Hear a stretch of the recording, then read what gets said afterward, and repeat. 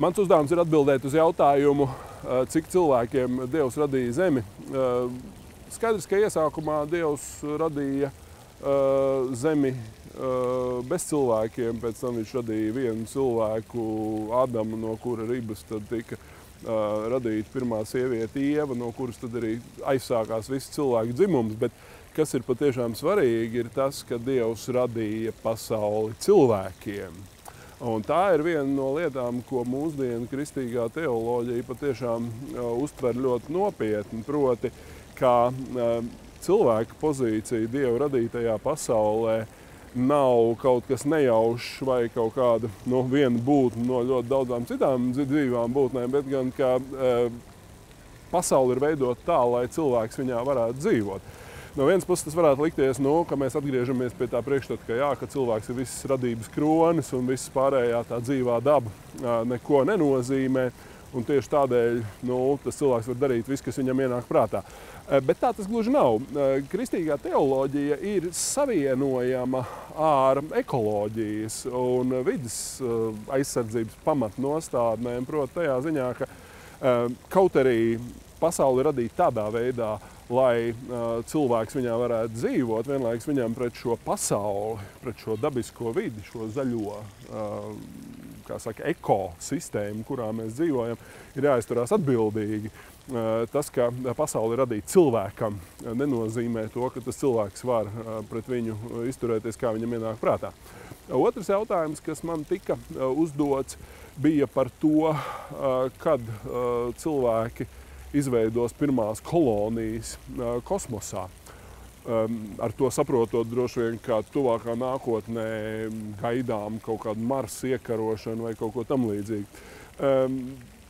Ir skaidrs, ka pirmie pilotētie lidojumi uz Marsu laikam tiek plānoti tādās optimistiskās prognozēs, tur ņemot vērā Elon Musk pēdējos sasniegums uz kaut kādu 2050. Gadu vai kaut ko tam līdzīgu. Bet es gan ieteiktu ar to īpaši neaizrauties, tāpēc, ka šādas prognozes ļoti bieži izrādās aplams. Gluži vienkārši tādēļ, ka, ja mēs atceramies, kā tika aizsūtīti 60. gados pirmie cilvēki uz Mēnesi, un tie ceļojumi turpinājās attiecīgi līdz 70. gadiem, tur Apollo un tā tālāk, tad mēs visi bijām ārkārtīgi optimistiski noskaņot domāt, ka paies daži gadu desmiti un jebkurš no mums tieši tāpatās, tā kā mēs šobrīd, piemēram, varam atļauties ceļojumu uz Turciju vai ceļojumu uz apvienotiem Arābu Emirātiem, ka mēs varēsim aiziet uz kādu turismu firmu un nopirkt biļeti uz Mēnesi. Pastīties, kā tur uz tā Mēnesis ir, vai ne? Tur kaut kādā skafandrā tur palēkāt pa Mēnesis virsmu. Protams, ka nekas tāds nav noticis.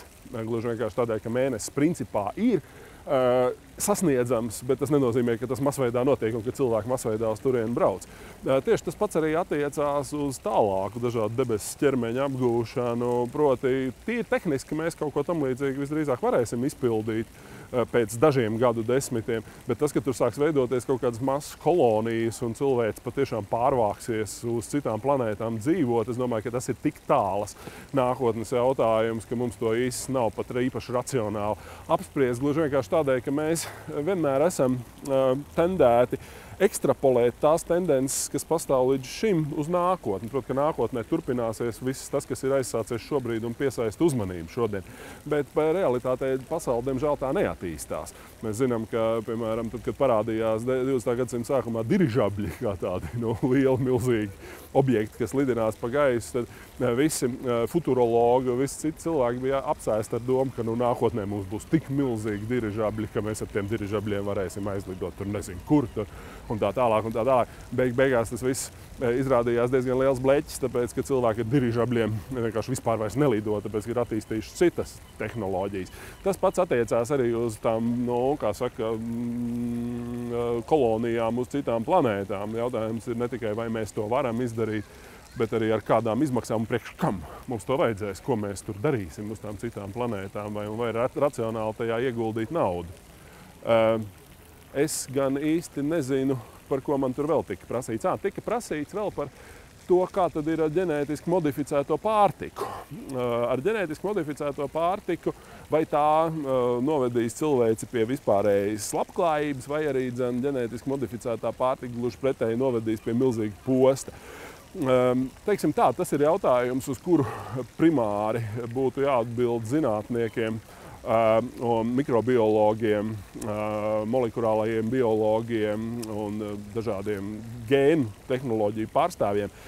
Bet no kā gan es ieteiktu uzmanīties, ir tā pārliecība, ka visi ģenētiski modificētie produkti ir kaut kas slikts un sevī ietver kaut kādu milzīgu postu cilvēces nākotnē. Tās ir pilnīgas muļķības. Mēs zinām, ka katrs no mums, kādi mēs esam bioloģiski, vai ne? Mēs katrs no mums esam ģenētiski modificēti. Un ja mēs varam izaudzēt rīsus, lai pabarotu ar šiem ģenētiski modificētajiem rīsiem, kas tos cilvēkus, kas šobrīd ar ļoti augstu varbūtības pakāpi nomirs badā pirms sasniegs 30 gadu vecumu, tad man ir grūti iedomāties iemeslus, kāpēc, lai mēs vismaz neskatītos tajā virzienā. Tas, ka, protams, ir kaut kādi riski un tā tālāk, tā ir pilnīgi taisnība, bet es domāju, ka ar šiem riskiem būtu jānodarbojās patiešām speciālistiem un nevis dažādiem kreisajiem, zaļajiem žurnālistiem, kuri lielākoties aiz tās savas zaļās pārliecības gluži vienkārši maskē nepatiku pret zinātnisku tehnoloģisko progresu. Tā ir viena no lietām, kas, diemžēl, ir realitāte, proti, ka cilvēki aiz šīm savām zaļajām pārliecībām un cīņu pret ģenētiski modificētajiem organismiem vienkārši slēpj tādu pašu nepatiku pret zinātniski tehnoloģisko progresu, ar kādu agrīnajos jaunlaikos vai viduslaikos cilvēks saskārās tad, kad cilvēci gluži vienkārši dažādu zinātniekus tur vai dedzināja uz sārta vai lika viņiem atteikties no saviem uzskatiem un sēdināja cietumos un tā tālāk. Izsakot, es domāju, ka tas ir jautājums, kuru vajag atbildēt speciālistiem. Bet cilvēku biedēšana ar ģenētiski modificētiem organismiem kā kaut kādu drausmīgu izlaidību un kaut kādu šausmīgu lietu, kas mums visiem kaitēs, ir tikpat muļķīga kā cilvēku biedēšana ar raganām, kā cilvēku biedēšana ar lidojošiem šķīvīšiem, ar visām tām lietām, kurām patiesībā nav nekāda zinātniska pamatojuma.